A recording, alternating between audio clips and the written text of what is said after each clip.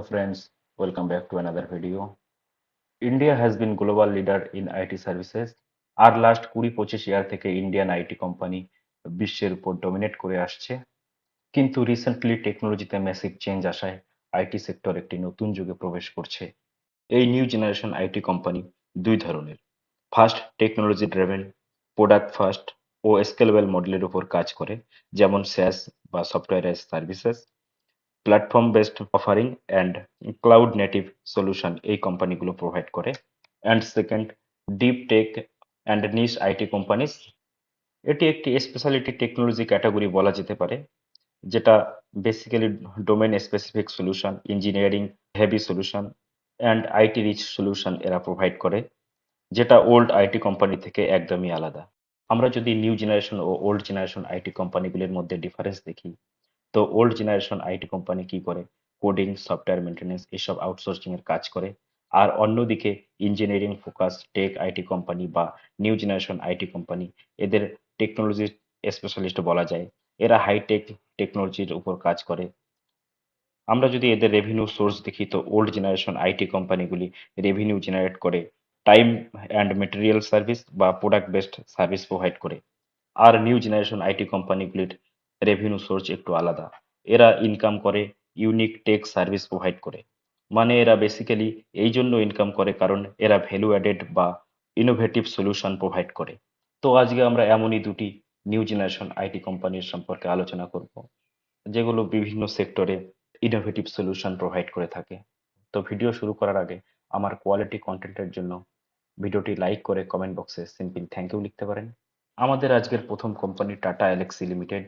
Tata এলএক্সি একটি take ও design company, যেটা tata গ্রুপের আন্ডারে কাজ করে।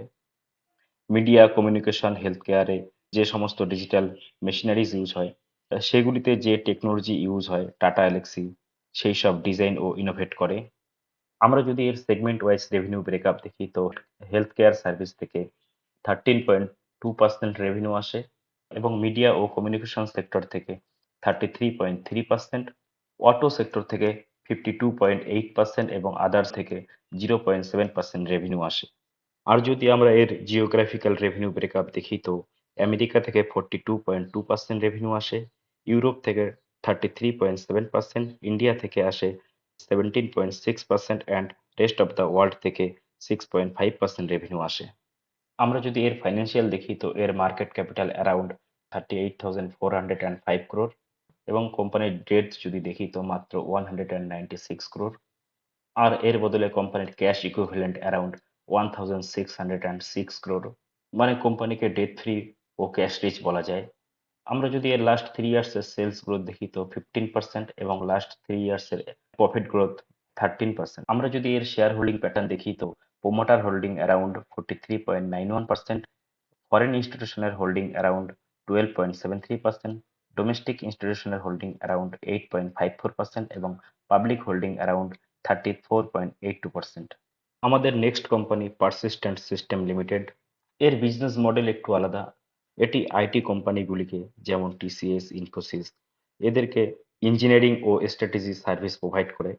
আমরা যদি এর সেগমেন্ট ওয়াইজ রেভিনিউ ব্রেকআপ দেখি, তো বিএফএসআই বা banking, financial service and insurance থেকে 31.2% রেভিনিউ আসে, হেলথ কেয়ার থেকে 21.8%, software, hi tech and emerging industries থেকে 47% রেভিনিউ আসে। আমরা যদি এর জিওগ্রাফিক্যাল রেভিনিউ ব্রেকআপ দেখি, তো নর্থ আমেরিকা থেকে 79.7% রেভিনিউ আসে, ইউরোপ থেকে 8.9%, ইন্ডিয়া থেকে 10% এবং রেস্ট অফ দ্য ওয়ার্ল্ড থেকে 1.4% রেভিনিউ আসে।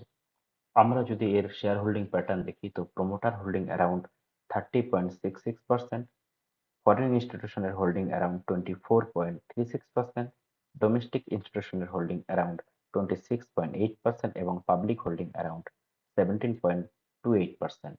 আমরা যদি এর ফাইন্যান্সিয়াল দেখি, তো এর মার্কেট ক্যাপিটাল অ্যারাউন্ড 86,763 crore এবং কোম্পানির উপর মাত্র 311 crore ডেট বার্ডেন আছে এবং এর তুলনায় কোম্পানির ক্যাশ ইকুইভ্যালেন্ট 1,025 crore।